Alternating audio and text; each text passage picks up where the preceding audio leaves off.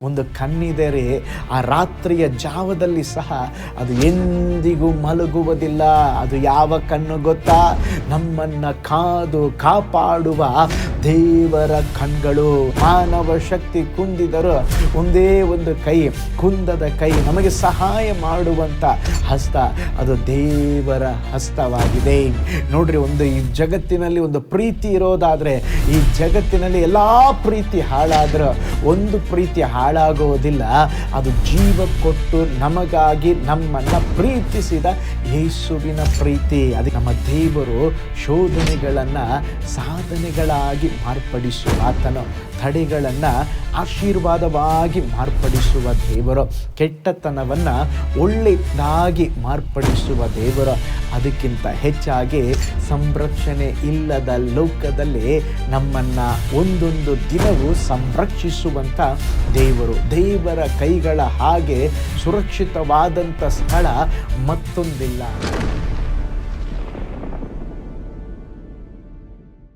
ಪ್ರೀತಿಯುಳ್ಳ ದೇವಜನರೇ, ನಿಮ್ಮೆಲ್ಲರಿಗೂ ಯೇಸು ಕ್ರಿಸ್ತನ ಶ್ರೇಷ್ಠವಾದ ನಾಮದಲ್ಲಿ ವಂದನೆಗಳು.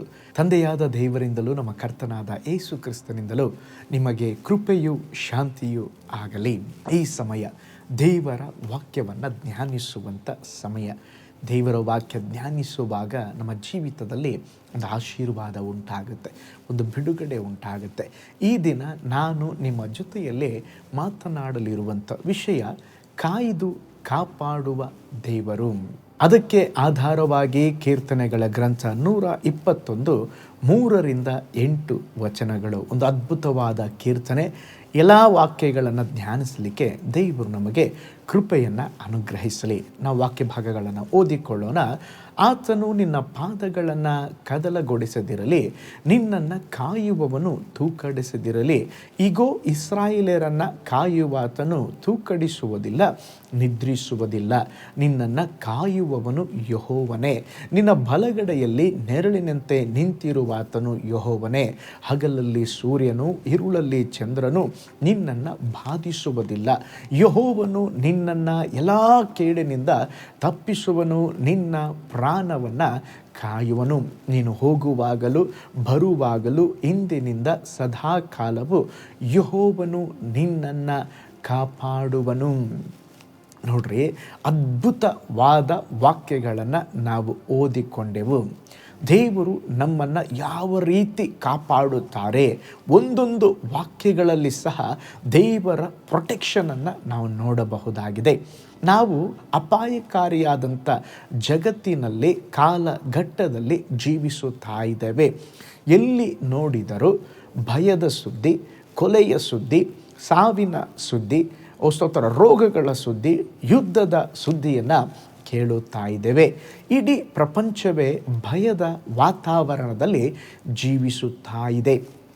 ಆದರೂ ಕೂಡ ಇವೆಲ್ಲವುಗಳ ಮಧ್ಯದಲ್ಲಿ ದೇವರು ನಮ್ಮ ಅನುದಿನ ಭಾರವನ್ನು ಹೊತ್ತು ಇದುವರೆಗೂ ನಮ್ಮನ್ನು ಕಾದು ಕಾಪಾಡುವ ದೇವರಾಗಿದ್ದಾರೆ.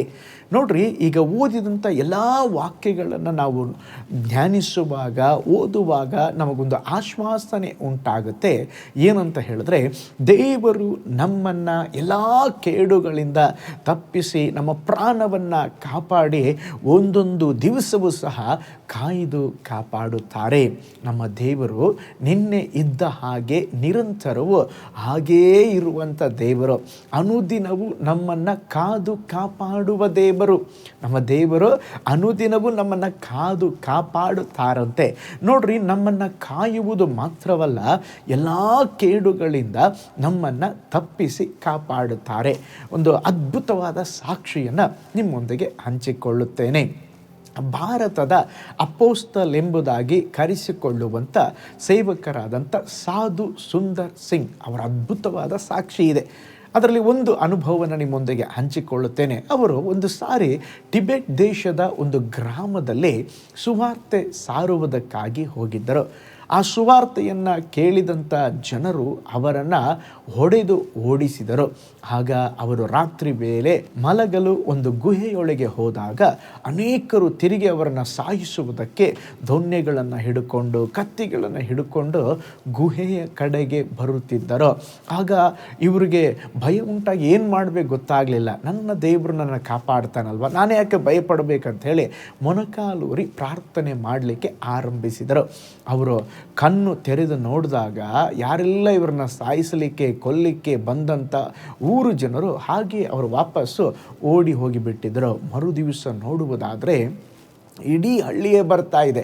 ಇಡೀ ಹಳ್ಳಿಯೇ ಬಂದುಬಿಟ್ಟು ಸುಂದರ್ ಸಿಂಗರವರನ್ನ ನೋಡಿ ಕೇಳುತ್ತಾ ಇದ್ದಾರೆ, ನಿನ್ನೆ ರಾತ್ರಿ ನಾವು ನಿಮ್ಮನ್ನು ಹೊಡೆಯಲು ಬಂದೆವು, ನಿಮ್ಮನ್ನು ಕೊಲ್ಲಲು ಬಂದೆವು, ಆದರೆ ನಿಮ್ಮ ಕಡೆ ಇರುವವರು ಭಯಂಕರ ಉದ್ದ ಇದ್ದರು, ದೈತ್ಯಾಕಾರದಲ್ಲಿ ಇದ್ದರು, ಪ್ರಕಾಶಮಾನವಾಗಿದ್ದರು, ಅವರೆಲ್ಲ ಯಾರು ಎಂಬುದಾಗಿ ಕೇಳಿದರು. ಆಗ ಸಾಧು ಸುಂದರ್ ಸಿಂಗರ್ ಅವರಿಗೆ ಅರ್ಥವಾಯಿತು, ದೇವರು ಅವರನ್ನು ಕಾಪಾಡುವುದಕ್ಕೆ ಒಂದು ದೇವದೂತ ಸೈನ್ಯವನ್ನೇ ದಂಡನ್ನೇ ಇಳಿಸಿದ್ದರು. ಆ ಒಂದು ವಿಷಯವನ್ನು ಅವರು ಇಟ್ಟುಕೊಂಡು ಆ ಹಳ್ಳಿಯ ಜನಕ್ಕೆಲ್ಲ ದೇವರು ಅವರನ್ನು ಹೇಗೆ ಕಾಪಾಡಿದರು, ಅವರನ್ನು ಹೇಗೆ ರಕ್ಷಿಸಿದರು ಎಂಬುದಾಗಿ ಸುವಾರ್ತೆಯನ್ನು ಸಾರಿ ಅನೇಕ ಆತ್ಮಗಳನ್ನು ಕ್ರಿಸ್ತನಿಗಾಗಿ ಗೆದ್ದುಕೊಂಡರು. ಪ್ರೀತಿಯುಳ್ಳ ದೇವಜನರೇ, ನಮ್ಮ ದೇವರು ನಮ್ಮನ್ನು ಅದ್ಭುತವಾಗಿ ಕಾಪಾಡುತ್ತಾರೆ. ನಮ್ಮ ದೇವರು ಶೋಧನೆಗಳನ್ನು ಸಾಧನೆಗಳಾಗಿ ಮಾರ್ಪಡಿಸುವ ಆತನು, ತಡೆಗಳನ್ನು ಆಶೀರ್ವಾದವಾಗಿ ಮಾರ್ಪಡಿಸುವ ದೇವರು, ಕೆಟ್ಟತನವನ್ನು ಒಳ್ಳೆಯದಾಗಿ ಮಾರ್ಪಡಿಸುವ ದೇವರು. ಅದಕ್ಕಿಂತ ಹೆಚ್ಚಾಗಿ ಸಂರಕ್ಷಣೆ ಇಲ್ಲದ ಲೋಕದಲ್ಲಿ ನಮ್ಮನ್ನು ಒಂದೊಂದು ದಿನವೂ ಸಂರಕ್ಷಿಸುವಂಥ ದೇವರು. ದೇವರ ಕೈಗಳ ಹಾಗೆ ಸುರಕ್ಷಿತವಾದಂಥ ಸ್ಥಳ ಮತ್ತೊಂದಿಲ್ಲ. ಆದುದರಿಂದ ಪ್ರೀತಿಯುಳ್ಳ ದೇವಜನರೇ, ದೇವರು ನಿಮ್ಮನ್ನು ಕಾಪಾಡುವಂತೆ, ನಿಮ್ಮನ್ನು ಪ್ರೊಟೆಕ್ಟ್ ಮಾಡುವಂತೆ ಯಾವಾಗಲೂ ಪ್ರಾರ್ಥನೆ ಮಾಡಿರಿ. ನಿಶ್ಚಯವಾಗಿ ಸ್ತೋತ್ರ, ದೇವರು ನಿಮ್ಮ ಬಾಳಿನಲ್ಲಿ ಕೂಡ ಅನುದಿನವೂ ನಿಮ್ಮನ್ನು, ನಿಮ್ಮ ಕುಟುಂಬವನ್ನು ಕಾದು ಕಾಪಾಡುತ್ತಾರೆ. ನಾವು ಸತ್ಯ ವೇದದಲ್ಲಿ ಅನೇಕ ವಾಗ್ದಾನಗಳು ಸಂರಕ್ಷಣೆಯ ವಾಗ್ದಾನವಾಗಿದೆ. ನಮ್ಮನ್ನು ದೇವರು ಕಾಪಾಡುವಂಥ ಅನೇಕ ವಾಗ್ದಾನ ವಚನಗಳನ್ನು ನಾವು ನೋಡಬಹುದಾಗಿದೆ. ಕೀರ್ತನೆಗಳು 91 1ನೇ ವಚನ ನೋಡುವಾಗ, ಪರಾತ್ಮರನ ಮೊರೆ ಹೊಕ್ಕಿರುವವನು ಸರ್ವಶಕ್ತನ ಆಶ್ರಯದಲ್ಲಿ ಸುರಕ್ಷಿತನಾಗಿರುತ್ತಾನಂತೆ. ಕೀರ್ತನೆ 91 7ನೇ ವಚನದಲ್ಲಿ ನೋಡುವಾಗ, ನಿನ್ನ ಮಗ್ಗುಲಲ್ಲಿ 1000 ಜನರು, ನಿನ್ನ ಬಲಗಡೆಯಲ್ಲಿ 10,000 ಜನರು ಸತ್ತು ಬಿದ್ದರೂ ನಿನಗೇನು ತಟ್ಟದು. ನಹೂಮನ ಗ್ರಂಥ 1ನೇ ಅಧ್ಯಾಯ 7ನೇ ವಚನದಲ್ಲಿ ನೋಡ್ತೇವೆ, ಯೆಹೋವನು ಒಳ್ಳೆಯವನು, ಇಕ್ಕಟ್ಟಿನ ದಿನದಲ್ಲಿ ಆಶ್ರಯ ದುರ್ಗವಾಗಿದ್ದಾರಂತೆ.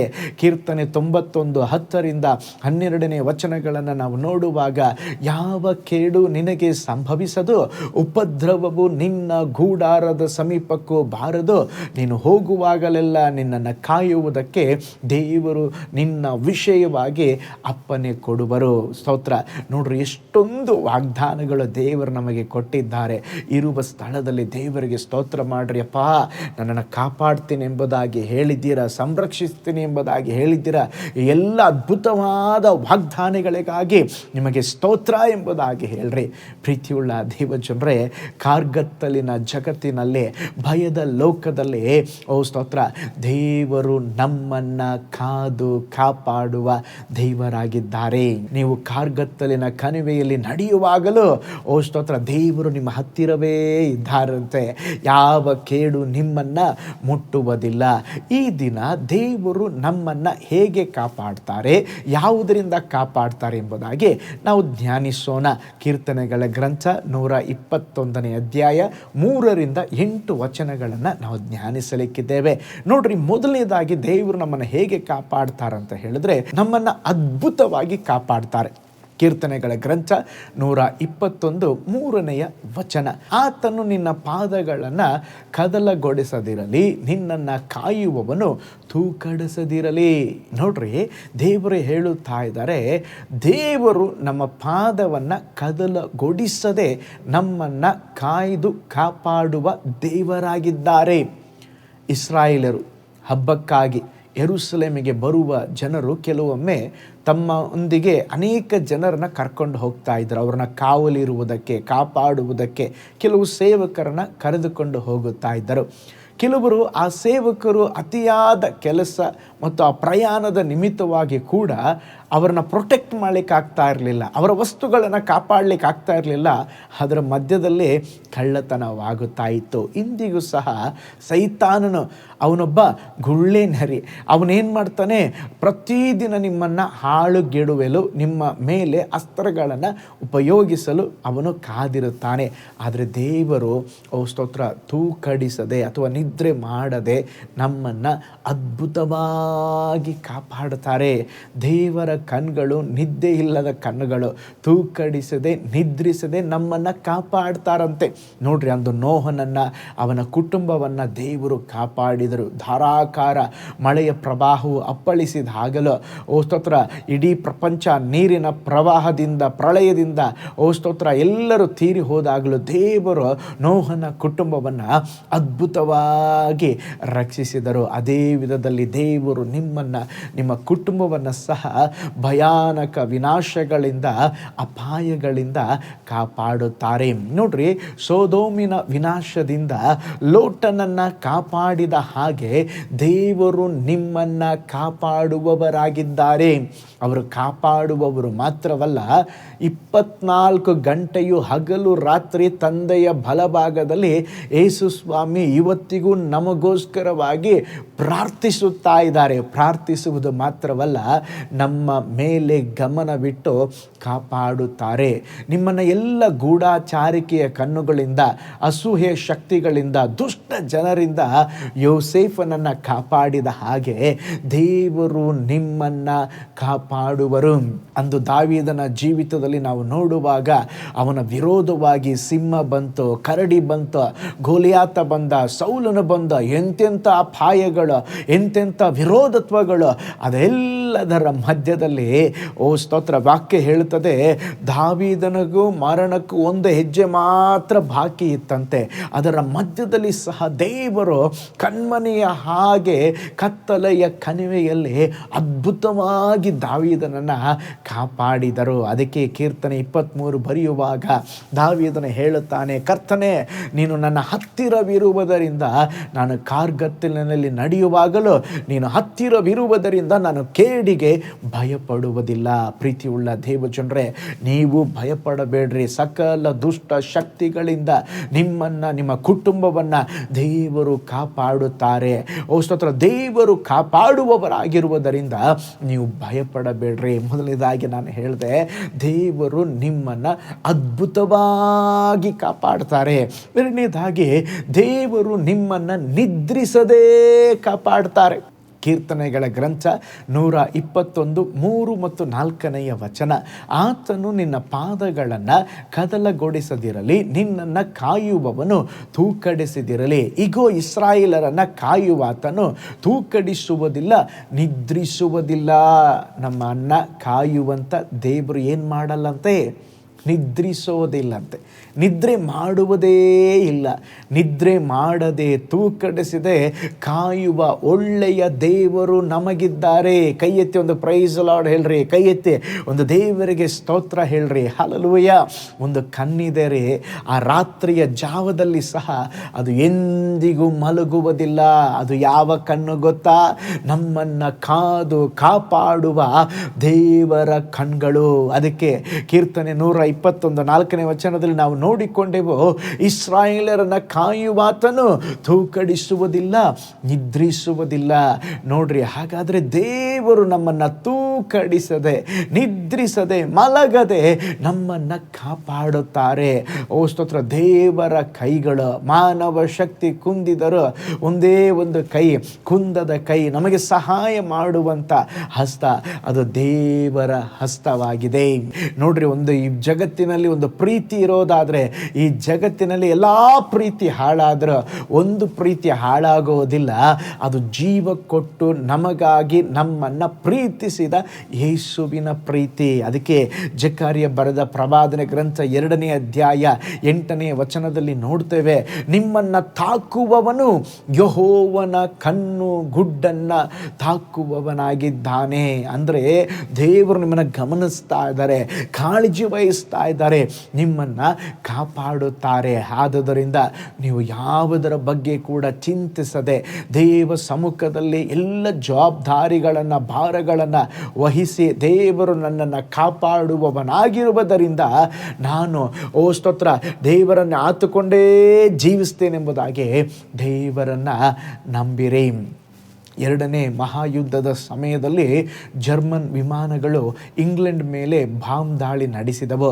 ಅಲ್ಲಿ ಒಂದು ಅನಾಥಾಶ್ರಮ ನಡೆಸುತ್ತಾ ಇದ್ದಂಥ ವೃದ್ಧರೊಬ್ಬರು ಈ ಬಾಂಬ್ ದಾಳಿಯಿಂದ ಅನಾಥ ಹುಡುಗ ಹುಡುಗಿಯರು ಸಾಯುತ್ತಾರೆಂಬಂಥ ಭಯದಲ್ಲಿ ಹಗಲು ರಾತ್ರಿ ಜಾಗರಣೆಯಲ್ಲಿದ್ದರು, ಮಲಗ್ತಾನೇ ಇರಲಿಲ್ಲ. ಅವರ ಆರೈಕೆಯಿಂದ ನಿದ್ದೆ ಇಲ್ಲದ ಕಾರಣವಾಗಿ ಅನಾರೋಗ್ಯಕ್ಕೆ ಅವರು ಒಳಗಾದರು. ಆಗ ಅವರನ್ನು ನೋಡಲು ಬಂದಂಥ ಒಬ್ಬ ಬೋಧಕರು ಅವರನ್ನು ನೋಡಿ ಹೇಳಿದರು, ಇನ್ನು ಮೇಲೆ ನೀವು ಜಾಗರಣೆ ಮಾಡಬೇಡ್ರಿ, ನೀವು ಎಚ್ಚರವಾಗಿರಬೇಡ್ರಿ, ನಿಮಗಾಗಿ ಎಚ್ಚರವಾಗಿರುವಂಥ ಒಬ್ಬರಿದ್ದಾರೆ. ಅವ್ರು ಕೇಳಿದ್ರು, ಯಾರಿದ್ದಾರೆ? ಅವರು ಬೈಬಲನ್ನು ಓಪನ್ ಮಾಡಿ ಕೀರ್ತನೆ 124ನೇ ವಚನವನ್ನು ತೋರಿಸಿದರು. ತೂಕಡಿಸದೆ ನಿದ್ರಿಸದೆ ದೇವರು ನಮ್ಮೊಂದಿಗೆ ಇರುವಾಗ ನೀವು ಭಯಪಡಬೇಡ್ರಿ, ಆ ಜವಾಬ್ದಾರಿ ದೇವರ ಮೇಲೆ ಕೊಡ್ರೆ ದೇವರು ನೋಡಿಕೊಳ್ತಾರೆ. ಅವತ್ತಿನಿಂದ ನೆಮ್ಮದಿಯಿಂದ ಅವರು ನಿದ್ರೆ ಮಾಡಿದರು. ಅವರ ಅನಾಥಾಶ್ರಮದಲ್ಲಿದ್ದಂಥ ಮಕ್ಕಳಿಗೂ ಅವರಿಗೂ ಏನೂ ಆಗಲಿಲ್ಲ. ದೇವರು ಅದ್ಭುತವಾಗಿ ಅವರನ್ನು ಕಾದು ಕಾಪಾಡಿದರು. ಪ್ರೀತಿಯುಳ್ಳ ದೇವಜನರೇ, ನಿಮ್ಮ ಕುಟುಂಬದ ಕುರಿತು, ನಿಮ್ಮ ಮಕ್ಕಳ ಕುರಿತು, ನಿಮ್ಮ ಜೀವಿತದ ಕುರಿತು ಒಂದು ವೇಳೆ ನೀವು ಯೋಚಿಸುತ್ತಾ ಇರ್ಬೋದು, ಅಯ್ಯೋ ಅದಾಗ್ಬಿಡ್ತದ, ಇದು ಆಗ್ಬಿಡ್ತದ. ಏನು ಆಗೋದಲ್ರಿ. ದೇವರ ಮೇಲೆ ಒಪ್ಪಿಸಿಕೊಟ್ಟು, ದೇವರ ಕೈಗಳಲ್ಲೇ ಒಪ್ಪಿಸಿಕೊಟ್ಟು ಹಾಯಾಗಿರ್ರಿ, ನಿಮ್ಮ ಜೀವಿತವನ್ನು ದೇವರು ನೋಡಿಕೊಳ್ಳುತ್ತಾರೆ. ನೋಡ್ರಿ, ಏಲಿಯನ ವಿರೋಧವಾಗಿ 450 ಬಾಳನ ಪ್ರವಾದಿಗಳು ಒಂದು ಸವಾಲು ಹಾಕಿದಾಗ ಅವನು ಹೇಳಿದ, ಪ್ರೇಯರ್ ಮಾಡಬೇಕು, ಬೆಂಕಿ ಪರಲೋಕದಿಂದ ಬರಬೇಕು, ಆ ಒಂದು ವೇದಿಕೆ ಅಥವಾ ವೇದಿ ಅದು ಬಲಿಪೀಠ ಅದು ಸುಡಲ್ಪಡಬೇಕು. ಅವರು ಪ್ರೇಯರ್ ಮಾಡಲಿಕ್ಕೆ ಸ್ಟಾರ್ಟ್ ಮಾಡಿದ್ರು, ಅವರ ದೇವರನ್ನ ಕರೀಲಿಕ್ಕೆ ಸ್ಟಾರ್ಟ್ ಮಾಡಿದ್ರು, ಯಾವ ಉತ್ತರ ಇಲ್ಲ.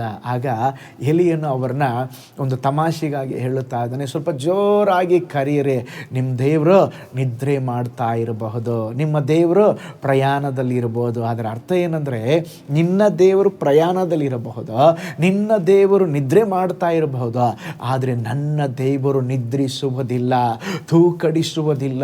ಅವರು ಯಾವಾಗಲೂ ನನ್ನನ್ನು ಕಾಪಾಡುತ್ತಾರೆ, ನಾನು ಕೂಗಿಕೊಳ್ಳುವಾಗ ಅವರು ನನಗೆ ಉತ್ತರವನ್ನು ಕೊಡ್ತಾರೆ ಎಂಬುದಾಗಿ ನಂತರ ಎಲಿಯನು ಪ್ರಾರ್ಥಿಸಿದಾಗ ಆ ಕೂಗನ್ನು ಕೇಳಿ ದೇವರು ಪರಲೋಕದಿಂದ ಬೆಂಕಿ ಕಳುಹಿಸಿಕೊಟ್ಟರು. ಪ್ರೀತಿಯುಳ್ಳ ದೇವಜನರೇ, ದೇವರು ನಮ್ಮೊಟ್ಟಿಗೆ ಇರುವಾಗ, ನಮ್ಮನ್ನು ಕಾಪಾಡುವಾಗ ನೀವು ಭಯಪಡಬೇಡ್ರಿ. ಅದಕ್ಕೆ ಕೀರ್ತನೆಗಾರನ ದಾವೀದನು 27 ವಚನದಲ್ಲಿ ದಾವೀದನು ಹೇಳ್ತಾನೆ, ಯೆಹೋವನು ನನಗೆ ಬೆಳಕು ರಕ್ಷಕನು ಆಗಿದ್ದಾನೆ, ನಾನು ಯಾರಿಗೆ ಭಯಪಟ್ಟೇನೋ, ನಾನು ಯಾರಿಗೂ ಭಯಪಡುವುದಿಲ್ಲ. ಪ್ರೀತಿಯುಳ್ಳ ದೇವಜನರೇ, ನಿದ್ರಿಸಿದ ಕಣ್ಗಳು ಹಲ್ಲೆಲೂಯಾ ನಮ್ಮನ್ನು ನೋಡುತ್ತಿವೆ. ದೇವರು ನಿದ್ರೆ ಮಾಡದೆ ಮಲಗದೆ ನಮ್ಮನ್ನು ಕಾದು ಕಾಪಾಡುತ್ತಾ ಇದ್ದಾರೆ.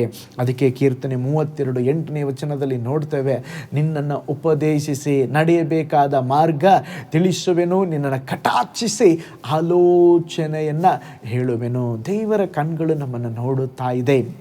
ಪ್ರೀತಿಯುಳ್ಳ ದೇವಜನರೇ, ಇವತ್ತು ಆ ಒಂದು ಆಶ್ವಾಸನೆಯಿಂದ, ನಂಬಿಕೆಯಿಂದ ನಿಮ್ಮ ಎಲ್ಲ ಚಿಂತಾ ಭಾರವನ್ನು ದೇವರ ಮೇಲೆ ಹಾಕಿ, ದೇವರು ನನ್ನನ್ನು ಕಾದು ಕಾಪಾಡ್ತಾರೆ ಎಂಬುದಾಗಿ ದೇವರ ಮೇಲೆ ಭರವಸೆ ಇಡ್ರಿ. ಯೆಶಾಯ ಬರೆದ ಪ್ರವಾದನ ಗ್ರಂಥದಲ್ಲಿ ಒಂದು ವಚನ ಹೀಗೆ ಇದೆ, ಯೆಹೋವನಾದ ನಾನು ತೋಟಗಾರನು, ಕ್ಷಣ ಕ್ಷಣವೂ ನೀರು ಹೊಯ್ಯುತ್ತಿದ್ದೇನೆ, ಯಾರು ಮುಟ್ಟದ ಹಾಗೆ ಹಗಲಿರುಳು ಕಾಯುತ್ತೇನೆ. ಅದೇ ವಿಧದಲ್ಲಿ ದೇವರು ಇವತ್ತು ನಮ್ಮನ್ನು ಕಾಯುತ್ತಾ ಇದ್ದಾರೆ. ಹಲ್ಲೆಲೂಯಾ. ತೋಟಗಾರನು ಹೇಗೆ ಕಾದು ಕಾಪಾಡ್ತಾರೋ ಅದೇ ವಿಧದಲ್ಲಿ ದೇವ ಮಕ್ಕಳಾದಂಥ ನಮ್ಮನ್ನು ನಮ್ಮ ದೇವರು ಕಾದು ಕಾಪಾಡುತ್ತಾರೆ. ನಾನು ಹೇಳಿದೆ, ಮೊದಲು ದೇವರು ನಮ್ಮನ್ನು ಅದ್ಭುತವಾಗಿ ಕಾಪಾಡ್ತಾರೆ, ಎರಡನೇದಾಗಿ ನಿದ್ರೆ ಮಾಡದೆ ನಮ್ಮನ್ನು ಕಾಪಾಡ್ತಾರೆ, ಮೂರನೇದಾಗಿ ಕರ್ತನು ಇಸ್ರಾಯೇಲರನ್ನು ಕಾಪಾಡುವರು. ಒಂದು ಅದ್ಭುತವಾಗಿ ಕಾಪಾಡುವರು, ತೂಕಡಿಸದೆ ಕಾಪಾಡುವರು, ಇಸ್ರಾಯೇಲರನ್ನು ಕಾಪಾಡುವರು. ಕೀರ್ತನೆಗಳು 121:4ನೇ ವಚನವನ್ನು ನೋಡುವಾಗ, ಇಗೋ ಇಸ್ರಾಯೇಲರನ್ನು ಕಾಯುವಾತನು ತೂಕಡಿಸುವುದಿಲ್ಲ, ನಿದ್ರಿಸುವುದಿಲ್ಲ. ಜಗತ್ತಿನಲ್ಲಿ, ಪ್ರಪಂಚದಲ್ಲಿ ಅಧಿಕ ದಾಳಿಗೆ ಒಳಗಾದಂಥ ಯಾವುದಾದ್ರೂ ಒಂದು ದೇಶ ಇರೋದಾದರೆ ಅದು ಇಸ್ರಾಯೇಲ್ ದೇಶ. ಜಗತ್ತಿನಲ್ಲಿ ಅಧಿಕ ವೈರಿಗಳಿರುವಂಥ ದೇಶ, ಅನುದಿನವೂ ಅದು ಸುತ್ತಲಿರುವಂಥ ವೈರಿಗಳು ಯುದ್ಧಕ್ಕೆ ಸನ್ನದ್ಧವಾಗಿರುವಂಥ ಒಂದು ದೇಶ ಇರೋದಾದರೆ ಇಸ್ರಾಯೇಲ್ ದೇಶ. ಆ ದೇಶದ ವಿರುದ್ಧವಾಗಿ ಎಷ್ಟೋ ವೈರಿಗಳಿದ್ದರೂ ಕೂಡ ಆ ದೇಶವನ್ನು, ಆ ಜನರನ್ನು ದೇವರು ಅದ್ಭುತವಾಗಿ ಪ್ರೊಟೆಕ್ಟ್ ಮಾಡಿ ಬರುತ್ತಿದ್ದಾರೆ. ಇನ್ನೊಂದು ಕಡೆ ಅವರ ಎಲ್ಲ ಕಾರ್ಯಗಳಲ್ಲಿ, ಅವರ ತಂತ್ರಜ್ಞಾನ ಎಲ್ಲ ಕಾರ್ಯದಲ್ಲಿ ಬೆಳೆದು ಬಂದರೂ ಕೂಡ ಒಂದು ವಾಗ್ದಾನ ನಿಶ್ಚಯ, ಇಸ್ರಾಯೇಲರನ್ನು ದೇವರು ಕಾಪಾಡುವ ದೇವರಾಗಿದ್ದಾರೆ. ಅದೇ ವಿಧದಲ್ಲಿ ಕ್ರಿಸ್ತೇಸುವಿನಲ್ಲಿ ನಾವು ಆತ್ಮೀಕ ಇಸ್ರಾಯೇಲರು ಆಗಿರುವ ಕಾರಣ ನಮ್ಮನ್ನು ಸಹ ದೇವರು ತೂಕಡಿಸದೆ, ನಿದ್ರಿಸದೆ ಕಾಯುವ ದೇವರಾಗಿದ್ದಾರೆ. ಅದಕ್ಕೆ ಇಲ್ಲಿ ಕೀರ್ತನೆಗಾರನು ಹೇಳುತ್ತಾ ಇದ್ದಾನೆ, ಕೀರ್ತನೆ 121 ವಚನದಲ್ಲಿ, ಇಗೋ ಇಸ್ರಾಯೇಲರನ್ನು ಕಾಯುವಾತನು ತೂಕಡಿಸುವುದಿಲ್ಲ, ನಿದ್ರಿಸುವುದಿಲ್ಲ. ಇಸ್ರಾಯೇಲರನ್ನು ಕಾಪಾಡುವ ದೇವರು. ಇಸ್ರಾಯೇಲ್ ಅಂದರೆ ದೇವರೊಂದಿಗೆ ಹೋರಾಡುವವನು. ಇಸ್ರಾಯೇಲ್ ಅಂದರೆ ಶ್ರದ್ಧೆಯಿಂದ ಪ್ರಾರ್ಥಿಸುವವನು. ಅಂದು ಯಾಕೋಬನು ರಾತ್ರಿ ಇಡೀ ದೇವರ ಸನ್ನಿಧಿಯಲ್ಲಿ ಹೋರಾಡಿ, ನೀನು ನನ್ನನ್ನು ಆಶೀರ್ವದಿಸದ ಹೊರತು ನಾನು ಬಿಡುವುದಿಲ್ಲ ಎಂಬುದಾಗಿ ಅವನು ಬೇಡಿಕೊಂಡನು. ಆ ರಾತ್ರಿ ದೇವರು ಅವನನ್ನು ಮುಟ್ಟಿ, ನಿನ್ನ ಹೆಸರೇನಂದ ಕೇಳಿದಾಗ ಯಾಕೋಬ ಅಂದನು, ವಂಚನೆಗಾರ ನಾನು, ಮೋಸಗಾರ ನಾನು. ದೇವರು ಹೇಳಿದ್ರು, ಇನ್ನು ಮೇಲೆ ನೀನು ಯಾಕೋಬ ನೆನೆಸಿಕೊಳ್ಳುವುದಿಲ್ಲ, ನೀನು ಮೋಸಗಾರ ನೆನೆಸಿಕೊಳ್ಳುವುದಿಲ್ಲ ಎಂಬುದಾಗಿ ಇಸ್ರಾಯೇಲ್ ಎಂಬಂತ ಹೆಸರನ್ನು ಕೊಟ್ಟರು. ಆ ದಿನದ ಮೊದಲುಗೊಂಡು ದೇವರು ಇಸ್ರಾಯೇಲ್ ಸಂತತಿಯನ್ನು, ಇಸ್ರಾಯೇಲ್ ಜನವನ್ನು ಅದ್ಭುತವಾಗಿ ಕಾದು ಕಾಪಾಡ್ತಾ ಇದ್ದಾರೆ. ಅದೇ ವಿಧದಲ್ಲಿ ದೇವರು ನಮ್ಮನ್ನು ಸಹ ಆತ್ಮೀಕ ಇಸ್ರಾಯೇಲರಾದಂಥ ಯೇಸುವಿನ ರಕ್ತದಿಂದ ತೊಳೆಯಲ್ಪಟ್ಟಂಥ ದೇವ ಮಗಳಾದ, ದೇವ ಭಕ್ತನಾದ ನಿನ್ನನ್ನು ಸಹ ದೇವರು ಕಾಪಾಡುತ್ತಾರೆ. ಒಂದು ಊರಿನಲ್ಲಿ ಒಬ್ಬ ಶ್ರೀಮಂತ ವೃದ್ಧಾಪದ ತಾಯಿ ಇದ್ದಳು. ಆ ತಾಯಿಗೆ ಒಂದು ದೊಡ್ಡ ಮನೆ, ಅನೇಕ ಸ್ಥಳ ಇತ್ತು, ಬಂಗಾರ ಇತ್ತು, ಆಸ್ತಿ, ಹಣ. ಆದರೆ ಆ ತಾಯಿಗೊಂದೇ ಭಯ, ಕಳ್ಳರ ಭಯ. ರಾತ್ರಿ ಮಲಗೋದೇ ಇಲ್ಲ. ಚಿಕ್ಕ ಸೌಂಡ್ ಬಂದರೂ ಕೂಡ ಭಯದಿಂದ ಎದ್ದು ಕೂತ್ಕೊಳ್ತಾರೆ. ಅಯ್ಯೋ, ಏನಾದರೂ ಕದ್ಕೊಂಡು ಹೋಗಲಿಕ್ಕೆ ಬರ್ತಾರಾ? ಕಳ್ಳರ ಭಯ, ಸಾವಿನ ಭಯ, ಆಸ್ತಿಯ ಭಯ ಅವರನ್ನು ಆವರಿಸ್ತು. ಆದರೆ ಅವರು ಹೆದರಿ ಭಯಪಟ್ಟು ತಮ್ಮ ಜೀವವನ್ನೇ ಅವ್ರು ಕಳ್ಕೊಂಡು ಬಿಟ್ರಿ. ನೋಡ್ರಿ, ಆದರೆ ಈ ಲೋಕದಲ್ಲಿ ಒಂದು ನೆಮ್ಮದಿಯ ಬಾಳು, ಒಂದು ಶಾಂತಿಯ ಬಾಳು. ಒಂದು ವೇಳೆ ನಮಗೆ ಹಣ ಇರದೇ ಇರಬಹುದು, ಒಂದು ವೇಳೆ ದೇವರು ನಮ್ಮ ಎಲ್ಲ ಕಾರ್ಯಗಳನ್ನು ಬ್ಲೆಸ್ ಮಾಡಿರಬಹುದು, ಉನ್ನತ ಸ್ಥಿತಿಯಲ್ಲಿರಬಹುದು. ಓ ಸ್ತೋತ್ರ, ನಾವು ಭಯಪಡಬೇಕಾದ ಅವಶ್ಯಕತೆ ಇಲ್ಲ. ಕಾರಣ ದೇವರು ನಮ್ಮನ್ನು ಕಾದು ಕಾಪಾಡ್ತಾರೆ, ದೇವರು ಎಲ್ಲವನ್ನು ನೋಡಿಕೊಳ್ಳುತ್ತಾರೆ. ಅದಕ್ಕೆ ದಾವೀದನು ಹೇಳ್ತಾನೆ, ಕೀರ್ತನೆ 4 ವಚನದಲ್ಲಿ, ನಾನು ನಿರ್ಭಯವಾಗಿರುವುದರಿಂದ ಮಲಗಿಕೊಂಡ ಕೂಡಲೇ ನಿದ್ರೆ ಮಾಡ್ತೇನೆ. ಕೆಲವು ಸಹೋದರಿ ಎಲ್ಲ ಕಂಪ್ಲೇಂಟ್ ಮಾಡ್ತಾರೆ, ಏನಂತೇಳಿ, ಪಾಸ್ಟರ್, ನನ್ನ ಯಜಮಾನ್ರು ಮಲಗಿ ಕಣ್ಣು ಮುಚ್ಚಿದರೆ ಸಾಕು ಹಾಗೇ ನಿದ್ರೆಗೆ ಹೋಗ್ಬಿಡ್ತಾರೆ ಪಾಸ್ಟರ್. ಅದು ಒಂದು ಆಶೀರ್ವಾದ ರೀ. ಕೆಲವರಿಗೆ ನಿದ್ರೆನೇ ಬರೋದಿಲ್ಲ. ಪಾಸ್ಟರ್, ನಿದ್ರೆ ಬರುವುದಕ್ಕಾಗಿ ಪ್ರೇಯರ್ ಮಾಡಿ ಅಂತ ಹೇಳ್ತಾರೆ. ಆದರೆ ಇಲ್ಲಿ ದಾವೀದನು ಹೇಳುತ್ತಾನೆ, ನನ್ನ ದೇವರು ನನ್ನ ಕಾಪಾಡುವವನಾಗಿರುವುದರಿಂದ ಅವನ ಜೀವನದಲ್ಲಿ ಎಷ್ಟೋ ಭಯಾನಕ ಸಂಗತಿಗಳು, ಸೌಲ ಇದ್ದಾನೆ, ವಿರೋಧವಾದಂಥ ಅನೇಕ ಸ್ತೋತ್ರ ಜನರಿದ್ದಾರೆ. ಅದರ ಮಧ್ಯದಲ್ಲಿ ಕೂಡ ದೇವರು ಅವನನ್ನು ಅದ್ಭುತವಾಗಿ ಕಾಪಾಡುವುದರಿಂದ ಅವನು ಹೇಳ್ತಾನೆ, ನಾನು ಕಣ್ಗಳನ್ನು ಮುಚ್ಚಿ ಹಾಯಾಗಿ ಮಲಗ್ತೇನೆ, ಕಾರಣ ದೇವರು ನನ್ನನ್ನು ಕಾಪಾಡುತ್ತಾರೆ. ನೋಡ್ರಿ, ಅನೇಕರು ತಮ್ಮ ಕುಟುಂಬವನ್ನು ಅಥವಾ ಅಪಾರ್ಟ್ಮೆಂಟಲ್ಲಿ ಜೀವಿಸುವವರು ಸೆಕ್ಯೂರಿಟಿ ಇರ್ತಾರೆ, ಕಾವಲುಗಾರರಿರ್ತಾರೆ, ವಾಚ್ಮ್ಯಾನ್ ಇರ್ತಾರೆ, ಕೆಲವರು ನಾಯಿಗಳನ್ನು ಸಾಕಿರುತ್ತಾರೆ. ಇವೆಲ್ಲ ಯಾಕೆ ಅಂತ ಹೇಳಿದ್ರೆ ಅವರು ಅವರನ್ನ ಕಾವಲು ಕಾಯ್ತಾರೆ, ಅದರ ಮೂಲಕ ಅವರಿಗೆ ಭದ್ರತೆ, ಸಂರಕ್ಷಣೆ ಇರುತ್ತದೆ ಎಂಬುದಾಗಿ ಅವರು ಅವ್ರನ್ನೆಲ್ಲ ಇಟ್ಕೊಂಡಿರ್ತಾರೆ. ಏನೂ ತಪ್ಪಿಲ್ರಿ. ಆದರೆ ಕೀರ್ತನೆ 127 ವಚನ ಹೇಳ್ತದೆ, ಯೆಹೋವನು ಪಟ್ಟಣವನ್ನು ಕಾಯದಿದ್ದರೆ ಕಾವಲುಗಾರರು ಅದನ್ನು ಕಾಯುವುದು ವ್ಯರ್ಥ. ಅವರು ಕಾಯುವ ಮುಂಚೆ, ವಾಚ್ಮ್ಯಾನ್ ಆಗಲಿ, ಸೆಕ್ಯೂರಿಟಿ ಆಗಲಿ, ನಾಯಿ ಆಗಲಿ, ಅವರು ಕಾಯುವ ಮುಂಚೆ ನಮ್ಮನ್ನು ಕಾಯಬೇಕಾದವರು ಯಾರ್ರೀ? ದೇವರು ನಮ್ಮನ್ನು ಕಾಯದೇ ಇದ್ದರೆ ಬೇರೆ ಯಾರಿದ್ದರೂ ಕೂಡ ಅದು ಪ್ರಯೋಜನ ಇಲ್ಲ. ಭಾರತದ ಪ್ರಧಾನಿಯಾಗಿದ್ದಂಥ ಇಂದಿರಾ ಗಾಂಧಿಯವರು, ಅವರನ್ನು ಕೊಂದವರು ಯಾರು? ಹೊರಗಡೆ ಇರೋರಲ್ರಿ. ಅವರ ಸ್ವಂತ ಭದ್ರತೆಗಾಗಿ ಇಟ್ಟಂಥ ಕಾವಲುಗಾರನೇ ಅವರನ್ನು ಕೊಂದು ಹಾಕಿದನು. ಹೊರಗಿನವರು ಕೊಲ್ಲಲಿಲ್ಲ. ಕಾಪಾಡುವ ಕಾವಲುಗಾರನು ನಿದ್ರಿಸಬಹುದು, ಆದರೆ ಅವ್ರನ್ನ ನಾವು ನಂಬದೇ ಇರಬಹುದು. ಆದರೆ ನಿನ್ನನ್ನು ನನ್ನನ್ನು ಕಾಪಾಡುವ ದೇವರು, ಇಸ್ರಾಯೇಲರನ್ನ ಕಾಪಾಡುವ ದೇವರು ಸದಾಕಾಲವು ಯಾವ ಕೇಡು ಉಂಟಾಗದ ಹಾಗೆ ದೇವರು ನಿಮ್ಮನ್ನು ಕಾಪಾಡುತ್ತಾರೆ. ಒಬ್ಬ ಕುರುಬನಿಗೆ ತನ್ನ ಮಂದೆಯ ಮೇಲೆ ಕಣ್ಣು ಯಾವಾಗಲೂ ಇರುತ್ತದೆ. ಆ ಚಿಕ್ಕ ಕುರಿಮರಿಯನ್ನು ಸಹ ವೈರಿಗೆ ಬಿಟ್ಟು ಕೊಡುವುದಿಲ್ಲ, ತೋಳಗಳಿಗೆ ಬಿಟ್ಟು ಕೊಡುವುದಿಲ್ಲ. ಅದೇ ವಿಧದಲ್ಲಿ ದೇವರು ಆತನ ಮಕ್ಕಳಾದಂಥ ನಮ್ಮನ್ನು ಬಿಟ್ಟು ಕೊಡದೆ ರಕ್ತ ಕೋಟೆಯೊಳಗೆ ಮರೆಮಾಚಿ ಒಂದೊಂದು ದಿವಸ ದೇವರು ನನ್ನನ್ನು ನಿನ್ನನ್ನು ಕಾಪಾಡುವವರಾಗಿದ್ದಾರೆ. ದೇವರು ಅಗ್ನಿಯ ಪ್ರಾಕಾರವಾಗಿ ನಿಮ್ಮನ್ನು ಕಾಪಾಡುವರು. ಬೆಂಕಿಯ ಗೋಡೆಯಿಂದ ಒಂದು ಪ್ರೊಟೆಕ್ಷನ್ ಕೊಟ್ಟು ಸುತ್ತುವರೆದು ದೇವರು ನಿಮ್ಮನ್ನು ಕಾಪಾಡುವರು. ದೇವದೂತರನ್ನು ದಂಡಿಳಿಸಿ ಕಾವಲಿರಿಸಿ ದೇವರು ನಿಮ್ಮನ್ನು ಕಾಪಾಡುವರು. ಓ ಸ್ತೋತ್ರ. ಅದಕ್ಕೆ ಭಕ್ತನಾದಂಥ ಮೋಶೆ ಓ ಸ್ತೋತ್ರ ಹೀಗೆ ಹೇಳಿದ, ಹಲ್ಲೆಲೂಯಾ, ಒಂದು ತಾಯಿ ತನ್ನ ಮರಿಗಳನ್ನು ರೆಕ್ಕೆಯಲ್ಲಿ ಇಟ್ಟುಕೊಳ್ಳುವ ಹಾಗೆ ದೇವರು ನಮ್ಮನ್ನು ಓ ಸ್ತೋತ್ರ ರೆಕ್ಕೆಯಲ್ಲಿ ಇಟ್ಟಿದ್ದಾರಂತೆ. ನೋಡ್ರಿ, ಈ ಗಿಡುಗಗಳೆಲ್ಲ ತಲೆಯ ಮೇಲೆ ಸುತ್ತುತ್ತಿರುವಾಗ ತಾಯಿ ಕೋಳಿ ಏನು ಮಾಡುತ್ತೆ ಗೊತ್ತಾ? ತನ್ನ ಮರಿಗಳನ್ನು ತನ್ನ ರೆಕ್ಕೆಯ ಕೆಳಗೆ ಇಟ್ಟುಕೊಳ್ಳುವಂತೆ ದೇವರು ತಮ್ಮ ರೆಕ್ಕೆಯ ಮರೆಯಲ್ಲಿ ನಮ್ಮನ್ನು ಹುದುಗಿಸಿಕೊಂಡಿದ್ದಾರೆ. ಅದಕ್ಕೆ ಕೀರ್ತನೆ 91:4 ವಚನದಲ್ಲಿ ನೋಡ್ತೇವೆ, ಆತನು ನಿನ್ನನ್ನು ತನ್ನ ರೆಕ್ಕೆಗಳಿಂದ ಹುದುಗಿಸುವನು, ಆತನ ಪಕ್ಕಗಳ ಮರೆಯನ್ನು ಆಶ್ರಯಿಸಿಕೊಳ್ಳುವೆ. ಪರಾತ್ಮರನ ಮೊರೆ ಹೊಕ್ಕಿರುವವನು ಸರ್ವಶಕ್ತನ ಆಶ್ರಯದಲ್ಲಿ ಸುರಕ್ಷಿತನಾಗಿರುವನು. ಹಾಗಾದರೆ ಇಸ್ರಾಯೇಲರನ್ನು ಕಾಪಾಡುವ ದೇವರು ತೂಕಡಿಸುವುದಿಲ್ಲ, ನಿದ್ರಿಸುವುದಿಲ್ಲ, ಇಸ್ರಾಯೇಲರನ್ನ ಕಾಪಾಡುವ ದೇವರಾಗಿದ್ದಾರೆ. ನೋಡ್ರಿ, ಅದಕ್ಕೆ ಕೀರ್ತನೆ 91:5 ಮತ್ತು 6 ವಚನ ನೋಡುವಾಗ, ಇರುಳಲ್ಲಿ ಭಯ ಹುಟ್ಟಿಸುವ ಯಾವುದಕ್ಕೂ ಓ ಸ್ತೋತ್ರ ಕತ್ತಲೆಯಲ್ಲಿ ಸಂಚರಿಸುವ ವಿಪತ್ತಿಗೂ ನಾವು ಭಯಪಡುವ ಅವಶ್ಯಕತೆ ಇಲ್ಲ ಅಂತೆ. ಐಗುಪ್ತ ದೇಶದಲ್ಲಿ ಯಾವ್ಯಾವ ಮನೆಯಲ್ಲಿ ಆ ಪಸ್ಕದ ಕುರಿಮರಿಯ ರಕ್ತವನ್ನು ಹಚ್ಚಲಾಗಿತ್ತೋ ಆ ಮನೆಗಳಲ್ಲಿರುವಂಥ ಚೊಚ್ಚಲ ಮಕ್ಕಳು ಕಾಪಾಡಲ್ಪಟ್ಟರು. ಓ ಸ್ತೋತ್ರ, ಅವರು ಕಾಪಾಡಲ್ಪಟ್ಟಂತೆಯೇ ಕ್ರಿಸ್ತನ ರಕ್ತ ಕೋಟೆಯೊಳಗಿರುವಂಥ ನನ್ನನ್ನು ನಿನ್ನನ್ನು ದೇವರು ಕಾದು ಕಾಪಾಡುತ್ತಾರೆ.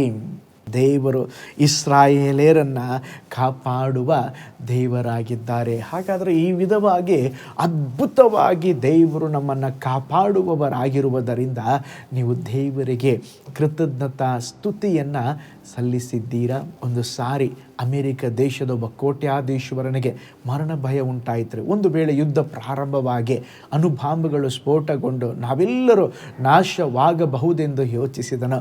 ಭೂಮಿಯ ಅಡಿಭಾಗದಲ್ಲಿ ಒಂದು ನೆಲ ಮಾಳಿಗೆಯನ್ನು ಕಟ್ಟಲು ತೀರ್ಮಾನಿಸಿದನು. ವಿಜ್ಞಾನಿಗಳು, ಎಂಜಿನಿಯರ್ಗಳು ಸತತ ಪ್ರಯತ್ನ ಮಾಡಿ ಒಂದು ದೊಡ್ಡ ಬಂಗ್ಲೆಯನ್ನು ಕಟ್ಟಿ ಮುಗಿಸಿದರು.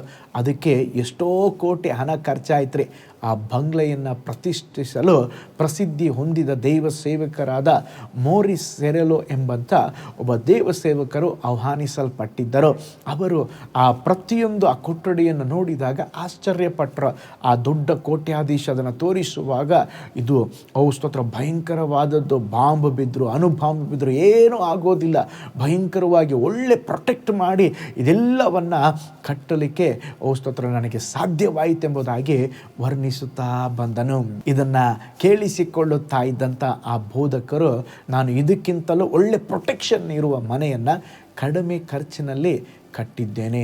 ಕೋಟ್ಯಾಧೀಶ್ವರನಿಗೆ ಆಶ್ಚರ್ಯವಾಯಿತು. ನಾನು ಇದನ್ನು ಕಟ್ಟಲಿಕ್ಕೆ ಕೋಟಿ ಕೋಟಿ ಹಣವನ್ನು ಖರ್ಚು ಮಾಡಿದ್ದೇನೆ, ಇವರು ನೋಡಿದ್ರೆ ಕಮ್ಮಿ ಹಣ ಆಯಿತು. ಎಷ್ಟಾಯಿತು ಪಾಸ್ಟರ್ ಅಂದಾಗ ಬೈಬಲ್ ಓಪನ್ ಮಾಡಿ ಕೀರ್ತನೆ 91:4 ವಚನವನ್ನು ತೆಗೆದು ಅವರಿಗೆ ತೋರಿಸಿದರು. ಆತನು ನಿನ್ನನ್ನು ತನ್ನ ರೆಕ್ಕೆಗಳಿಂದ ಹುದುಗಿಸುವನು, ಆತನ ಪಕ್ಕೆಗಳ ಮರೆಯನ್ನು ಆಶ್ರಯಿಸಿಕೊಳ್ಳುವಿ. ಇದನ್ನು ತೋರಿಸಿದಾಗ ಕೋಟ್ಯಾಧೀಶ್ವರನಿಗೆ ಬಾಯಲ್ಲಿ ಮಾತೆ ಬರಲಿಲ್ಲ. ಪ್ರೀತಿಯುಳ್ಳ ದೇವಜನರೇ, ಕರ್ತನು ನಿಮ್ಮನ್ನು ಕಾಪಾಡುತ್ತಾರೆ.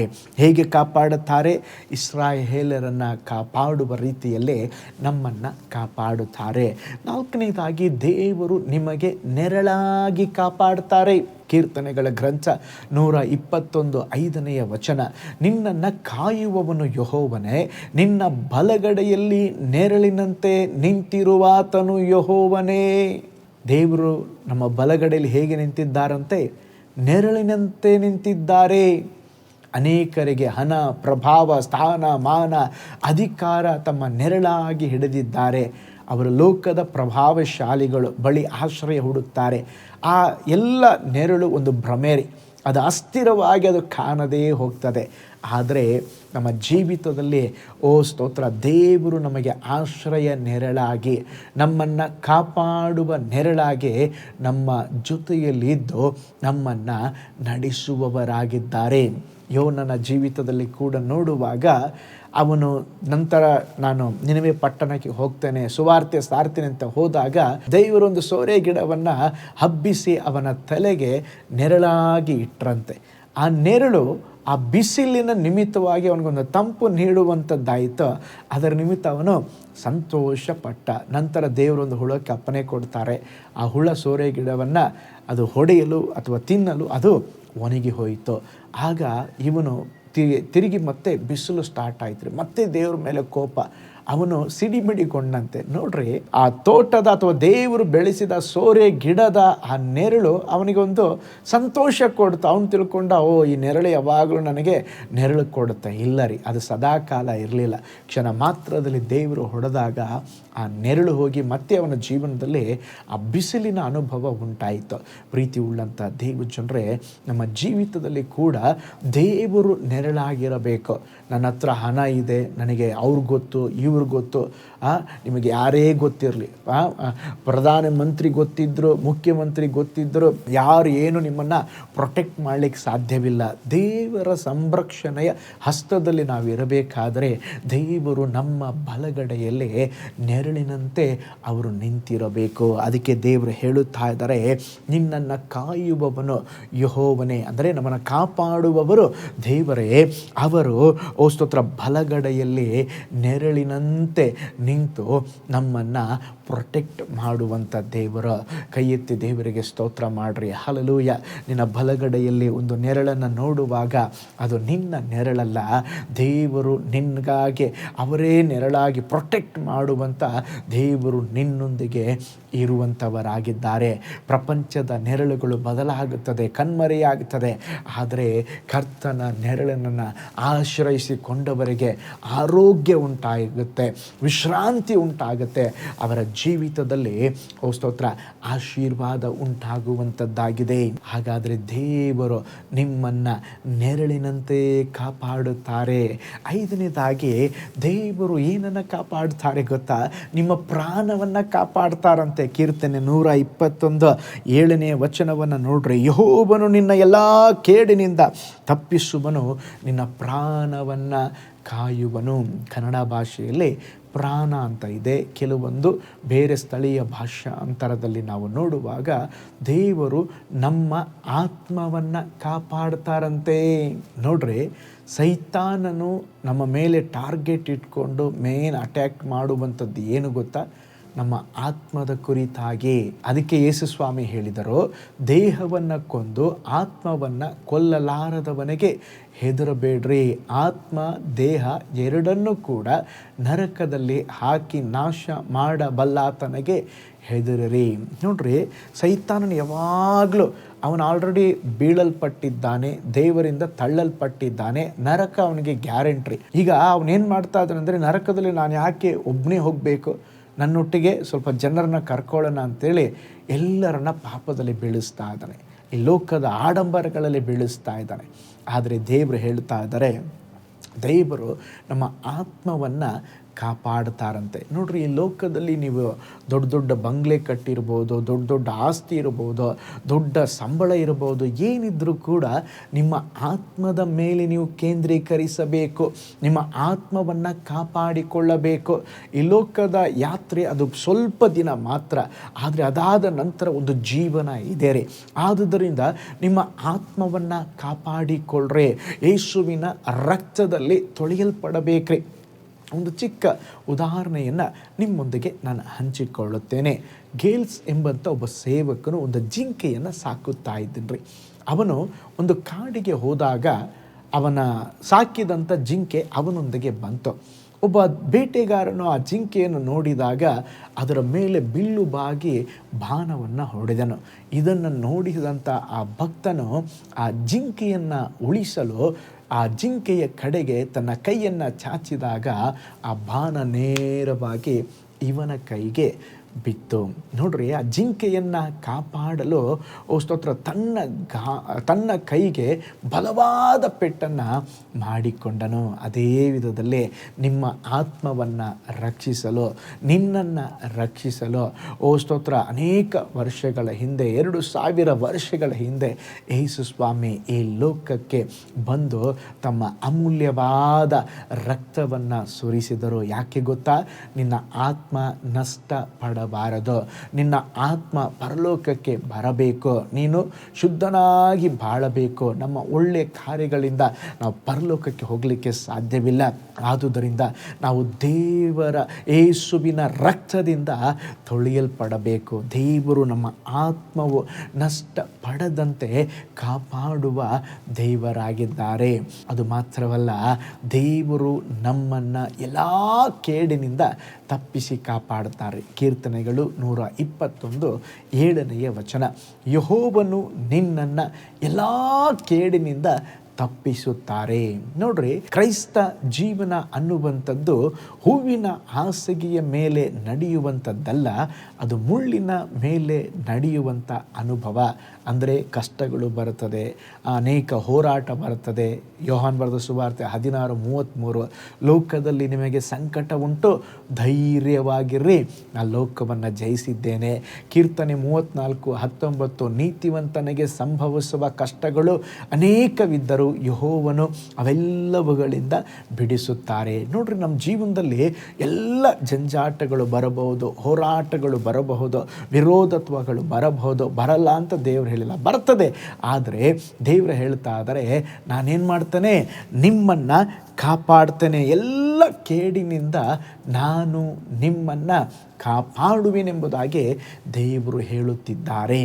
ನೀವು ಬಲಶಾಲಿಯಾಗಿರಲಿ ಅಥವಾ ದುರ್ಬಲರಾಗಿರಲಿ, ದೇವರು ನಿಮ್ಮನ್ನು ಕಾಪಾಡುತ್ತಾರೆ. ನೀವು ಯಾವುದೇ ಸ್ಥಳದಲ್ಲಿಲ್ಲರೆ ದೇವರು ಹೇಳ್ತಾ ಇದ್ದಾರೆ, ನಿನ್ನನ್ನು ಎಲ್ಲ ಕೇಡಿನಿಂದ ನಾನು ತಪ್ಪಿಸುವೆನು. ಒಂದು ಅದ್ಭುತ ಸಾಕ್ಷಿಯನ್ನು ನಿಮ್ಮೊಂದಿಗೆ ಹಂಚಿಕೊಳ್ಳುತ್ತೇನೆ. ಒಬ್ಬ ಪ್ರಸಿದ್ಧ ಈಜುಗಾರನೊಬ್ಬ ಇದ್ದ. ಅವನು ಕಾಲೇಜು ವಿದ್ಯಾರ್ಥಿಗಳಿಗೆ ಈಜು ಕಲಿಸುವಂಥ ಶಿಕ್ಷಕನಾಗಿದ್ದ. ಈಜುವುದು ಅವನ ನೆಚ್ಚಿನ ಹವ್ಯಾಸವಾಗಿತ್ತು. ಅವನು ಕೆಲಸ ಮಾಡುತ್ತಾ ಇದ್ದಂಥ ಕಾಲೇಜಿನಲ್ಲಿ ಒಂದು ದೊಡ್ಡ ಈಜುಗೊಳ, ಒಂದು ಸ್ವಿಮ್ಮಿಂಗ್ ಪೂಲ್ ಇದ್ದರೆ ಸಮಯ ಸಿಕ್ಕಾಗಲೆಲ್ಲ ಆ ಕೊಳಕ್ಕೆ ಹೋಗಿ ಈಜುತ್ತಾ ಸಂತೋಷ ಪಡುವುದು ಅವನ ಹವ್ಯಾಸವಾಗಿತ್ತು. ಅವರಿಗೆ ಒಬ್ಬ ಸ್ನೇಹಿತರಿದ್ದರು. ಸಮಯ ಸಿಕ್ಕುವಾಗಲೆಲ್ಲ ಅವರು ಸ್ನೇಹಿತನೊಂದಿಗೆ ಸೇರಿ ಈಜುತ್ತಾ ಇದ್ದರು. ಇವರು ಈಜುವುದಕ್ಕೆ ಮುಂಚೆ ಯಾವಾಗಲೂ ಕಾಲ್ಬೆರಳುಗಳನ್ನು ನೀರಿನಲ್ಲಿ ಒದ್ದೆ ಮಾಡಿ ನಂತರ ಈಜುತ್ತಾ ಇದ್ದರು. ಈ ಮಾಡುವ ಒಂದು ಕಾರ್ಯ ಆ ಸ್ನೇಹಿತನಿಗೆ ತಿಳಿಯದ ವಿಷಯವಾಗಿತ್ತು. ಒಂದು ದಿನ ತನ್ನ ಸ್ನೇಹಿತನೇ, ಪ್ರತಿದಿನ ನೀವು ಮೇಲೆ ಏರಿ ಜಿಗಿದು ಈಜುವುದಕ್ಕಿಂತ ಮುಂಚೆ ನೀವು ನಿಮ್ಮ ಕಾಲ್ಬೆರಳುಗಳನ್ನು ನೀರಿನಲ್ಲಿ ನೆನೆಸುವುದು ಏಕೆ ಎಂಬುದಾಗಿ ಕೇಳಿದಾಗ ಅವರು ನಡೆದಂಥ ಒಂದು ಸಾಕ್ಷಿಯನ್ನು ಹೇಳಿದರು. ಅನೇಕ ವರ್ಷಗಳಿಂದ ನಾನು ಈ ಕೊಳದಲ್ಲಿ ಈಜುತ್ತಾ ಇದ್ದೇನೆ. ಒಂದು ರಾತ್ರಿ ನನ್ನಿಂದ ನಿದ್ರೆ ಮಾಡಲು ಆಗಲಿಲ್ಲ. ಚೆನ್ನಾಗಿ ಈಜಿದರೆ ಒಂದು ವೇಳೆ ಆಯಾಸ ಬಂದು ನಿದ್ರೆ ಬರಬಹುದೆಂಬುದಾಗಿ ಎನಿಸಿ ಆ ಈಜಿನ ಕೊಳದ ಹತ್ತಿರ ಬಂದೆ. ಅದು ಚಂದ್ರನ ಹೊಳಪು ಪ್ರಕಾಶವಾಗಿತ್ತು. ಚಂದ್ರನ ಬೆಳಕು ಚೆನ್ನಾಗಿ ಇದ್ದುದರಿಂದ ನಾನು ವಿದ್ಯುತ್ತನ್ನು ಬೆಳಕನ್ನು ಅಥವಾ ಲೈಟ್ ಹಾಕದೆ ಜಿಗಿಯುವ ಹಲಗೆಯ ಮೇಲೆ ಏರಿ ಜಿಗಿಯಲು ಸಿದ್ಧನಾದೆ. ಆಗ ಅನಿರೀಕ್ಷಿತವಾಗಿ ಇದುವರೆಗೂ ಗಮನಿಸಿದ ಒಂದು ನೆರಳನ್ನು ಕಂಡೆನು. ಚಂದ್ರನ ಬೆಳಕಿನಲ್ಲಿ ನಾನು ನನ್ನ ಕೈಗಳನ್ನು ಅಗಲಿಸಿದ ಸ್ಥಿತಿಯಲ್ಲಿ ನಿಂತಾಗ ನನ್ನ ಸ್ವಂತ ನೆರಳು ಕೊಳದ ಎದುರಿನ ಗೋಡೆಯಲ್ಲಿ ಅಂದವಾದ ಶಿಲುಬೆಯ ಆಕಾರದ ದೃಶ್ಯವಾಗಿ ಕಾಣಿಸಿತು. ಇದಕ್ಕಿಂತ ಮುಂಚೆ ನಾನು ಆ ಶಿಲುಬೆಯ ಹಾಗೆ ನೆರಳು ನೋಡಿದ್ದೇ ಇಲ್ಲ. ಅದು ನನಗೆ ಬಹಳ ಆಶ್ಚರ್ಯ ಉಂಟು ಮಾಡ್ತಾ ನಾನು ಜಿಗಿಯದೆ ಆ ಶಿಲುಬೆಯನ್ನು ನೋಡುತ್ತಾ ಸ್ವಲ್ಪ ಸಮಯ ಹಾಗೇ ನಿಂತುಕೊಂಡಿದ್ದೆ. ನಾನು ಅರಿಯದೆ ಶಿಲುಬೆ ಒಂದು ಪವಿತ್ರ ಸಂಕೇತ ಎಂದು ಹಾಡಲು ಆರಂಭಿಸಿದೆ. ನಂತರ ನನ್ನನ್ನು ಅರಿಯದೆ ನಾನು ಆ ಕೊಳದಲ್ಲಿ ಜಿಗಿಯದೆ ಹಾಡನ್ನು ಹಾಡುತ್ತಾ ಕೆಳಗೆ ಇಳಿದೆ.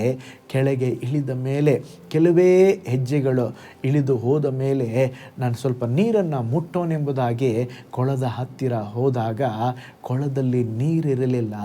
ಸ್ವಚ್ಛಗೊಳಿಸುವಂಥ ಕೊಳದ ಕಾವಲುಗಾರನು ನೀರೆಲ್ಲವನ್ನು ಆ ರಾತ್ರಿ ಖಾಲಿ ಮಾಡಿದ್ದ.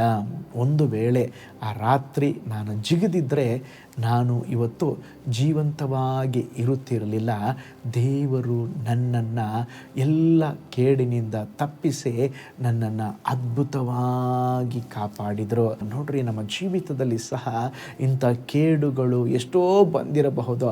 ಆದರೆ ದೇವರು ಎಲ್ಲವುಗಳಿಂದ ನೀವು ಪ್ರಯಾಣ ಮಾಡುವಾಗ, ಹೋಗುವಾಗ, ಬರುವಾಗ ಸಕಲ ಕೇಡುಗಳಿಂದ ನಾನು ನಿಮ್ಮನ್ನು ಕಾದು ಕಾಪಾಡುವೆನೆಂಬುದಾಗಿ ದೇವರು ಹೇಳುತ್ತಿದ್ದಾರೆ. ಅದು ಮಾತ್ರವಲ್ಲ, ಕೊನೆಯದಾಗಿ ದೇವರು ನೀವು ಹೋಗುವಾಗಲೂ ಬರುವಾಗಲೂ ಕಾಪಾಡ್ತಾರೆ.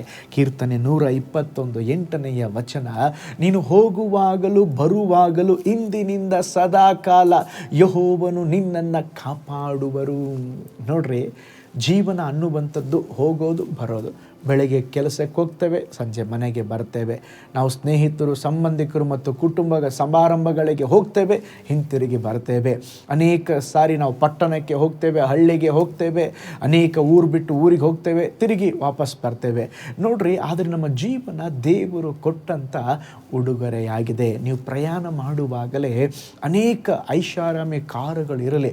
ಆಧುನಿಕ ಯುಗದಲ್ಲಿ ಎಷ್ಟೋ ಸಂರಕ್ಷಿಸುವುದಕ್ಕೆ ಕಾರು ಇದ್ದರೂ ಕೂಡ ಎಷ್ಟೋ ಆಕ್ಸಿಡೆಂಟ್ ಆಗಿರುವುದನ್ನು ನೀವು ನೋಡಿರ್ತೀರ. ಎಷ್ಟೋ ಜನರು ತಮ್ಮ ಜೀವವನ್ನು ಕಳೆದುಕೊಂಡಿರುತ್ತಾರೆ. ಆದರೆ ದೇವರು ಹೇಳುತ್ತಾ ಇದ್ದಾರೆ, ನಾವು ಹೋಗುವಾಗಲೂ ಬರುವಾಗಲೂ ದೇವರು ನಮ್ಮನ್ನು ಕಾದು ಕಾಪಾಡ್ತಾರಂತೆ. ನೋಡ್ರಿ, ನೀವು ಕಾರು ಓಡಿಸುವಾಗ, ಬಸ್ಸಲ್ಲಿ ಪ್ರಯಾಣ ಮಾಡುವಾಗ, ಬೈಕಲ್ಲಿ ಹೋಗುವಾಗ, ಟ್ರಾವೆಲ್ ಮಾಡುವಾಗ, ಓ ಸ್ತೋತ್ರ, ದೇವರು ಹೇಳ್ತಾ ಇದ್ದಾರೆ, ನೀನು ಹೋಗುವಾಗಲೂ ಬರುವಾಗಲೂ ನಾನು ನಿನ್ನನ್ನೇನು ಮಾಡ್ತೇನೆ, ಕಾಪಾಡ್ತೇನೆ. ನೋಡ್ರಿ, ಅದರೊಟ್ಟಿಗೆ ಧರ್ಮೋಪದೇಶ ಕಾಂಡ 28:6, ಹೋಗುವಾಗ ಬರುವಾಗ ಕಾಪಾಡುವುದು ಮಾತ್ರವಲ್ಲರಿ, ನೀವು ಕೆಲಸಕ್ಕೆ ಹೋಗುವಾಗಲೂ ಬರುವಾಗಲೂ ನಿಮಗೆ ಶುಭ ಉಂಟಾಗುವುದೆಂಬುದಾಗಿ ದೇವರು ಹೇಳಿದ್ದಾರೆ. ಆದುದರಿಂದ ನೀವೆಲ್ಲಿ ಪ್ರಯಾಣ ಮಾಡಿದ್ರು, ಎಲ್ಲಿ ಹೋದ್ರು, ಹೋಗೋ ಮುಂಚೆ ಒಂದು ಚಿಕ್ಕ ಪ್ರೇಯರ್ ಮಾಡಿರಿ. ಓ ಸ್ತೋತ್ರ, ಬೈಕ್ ಸ್ಟಾರ್ಟ್ ಮಾಡೋ ಮುಂಚೆ ಒಂದು ಚಿಕ್ಕ ಪ್ರೇಯರ್ ಮಾಡಿರಿ. ಕಾರನ್ನು ಓಡಿಸೋ ಮುಂಚೆ ನೀವು ಒಂದು ಚಿಕ್ಕ ಪ್ರಾರ್ಥನೆ ಮಾಡಿರಿ. ದೇವರೇ, ಹೋಗುವಾಗ ಬರುವಾಗ ಸದಾಕಾಲ ನೀನು ಕಾಪಾಡ್ತೀನಿ ಎಂಬುದಾಗಿ ಹೇಳಿದ್ದೀರಾ, ನನ್ನನ್ನು ಕಾಪಾಡ್ರಿ ಎಂಬುದಾಗಿ ಹೇಳ್ರಿ.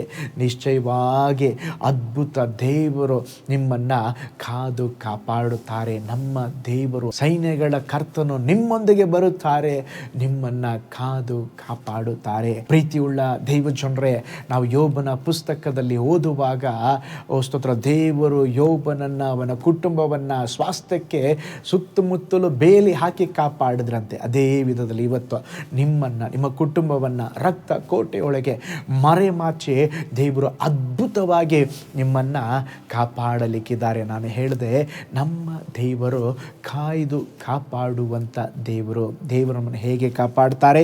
ಮೊದಲು ನಾನು ಹೇಳಿದೆ, ಹಲ್ಲೆಲೂಯಾ, ಓ ಸ್ತೋತ್ರ, ದೇವರು ನಮ್ಮನ್ನು ಅದ್ಭುತವಾಗಿ ಕಾಪಾಡ್ತಾರೆ. ದೇವರು ನಮ್ಮನ್ನು ತೂಕಡಿಸದೆ, ನಿದ್ರಿಸದೇ ಕಾಪಾಡ್ತಾರೆ. ದೇವರು ನಮ್ಮನ್ನು ಹಗಲು ರಾತ್ರಿ ಎನ್ನದೆ, ಕಣ್ಣು ಮುಚ್ಚಿ ಕುಳಿತುಕೊಳ್ಳದೆ ಕಾಪಾಡ್ತಾರೆ. ದೇವರು ನಮಗೆ ನೆರಳಾಗಿ ಕಾಪಾಡ್ತಾರೆ. ದೇವರು ನಮ್ಮ ಆತ್ಮವನ್ನು ಕಾಪಾಡ್ತಾರೆ. ದೇವರು ನಾವು ಹೋಗುವಾಗ ಬರುವಾಗ ಕಾಪಾಡ್ತಾರೆ. ದೇವರು ಎಲ್ಲ ಕೇಡುಗಳಿಂದ ತಪ್ಪಿಸಿ ನಮ್ಮನ್ನು ಕಾಪಾಡುತ್ತಾರೆ. ಹಾಗಾದರೆ ಒಂದು ನಿಮಿಷ ನಮ್ಮ ಕಣ್ಗಳನ್ನು ಮುಚ್ಚಿ ದೇವರನ್ನು ದೃಷ್ಟಿಸಿ, ದೇವರೇ, ನನ್ನನ್ನು, ನನ್ನ ಕುಟುಂಬವನ್ನು ಇದುವರೆಗೂ ಕಾದು ಕಾಪಾಡಿ ಅದ್ಭುತವಾಗಿ ನಡೆಸ್ತಾ ಇದ್ದೀರಾ, ಅದಕ್ಕಾಗಿ ನಿಮಗೆ ಸ್ತೋತ್ರಪ್ಪ. ಎಲ್ಲರೂ ದೇವರಿಗೆ ಸ್ತೋತ್ರ ಹೇಳ್ರಿ. ಹಲ್ಲೆಲೂಯಾ. ದೇವರು ವಾಗ್ದಾನ ಮಾಡಿ ಹೇಳುತ್ತಾ ಇದ್ದಾರೆ, ನಾನು ನಿಮ್ಮನ್ನು ಕಾದು ಕಾಪಾಡುವೆನು, ನಾನು ನಿಮ್ಮನ್ನು ಕಾದು ಕಾಪಾಡುವೆನು. ಹಲ್ಲೆಲೂಯಾ. ಓ ಸ್ತೋತ್ರ, ಅಪಾಯಕಾರಿಯಾದ ಈ ಜಗತ್ತಿನಲ್ಲಿ, ಹಲ್ಲೆಲೂಯಾ, ಓ ಸ್ತೋತ್ರ, ಯಾವ ಸಂದರ್ಭದಲ್ಲಿ ಏನು ನಡೀತದೆ ಎಂಬುದಾಗಿ ಹೇಳಲಿಕ್ಕಾಗದ ಸಮಯದಲ್ಲಿ, ಓ ಸ್ತೋತ್ರ, ದೇವರು ಹೇಳುತ್ತಿದ್ದಾರೆ, ಓ ಮಗಳೇ, ಮಗನೇ, ನೀನು ಭಯಪಡಬೇಡ, ನಾನು ನಿನ್ನನ್ನು ಕಾಪಾಡ್ತೇನೆ, ನಾನು ನಿನ್ನ ಪ್ರೊಟೆಕ್ಟ್ ಮಾಡ್ತೇನೆ.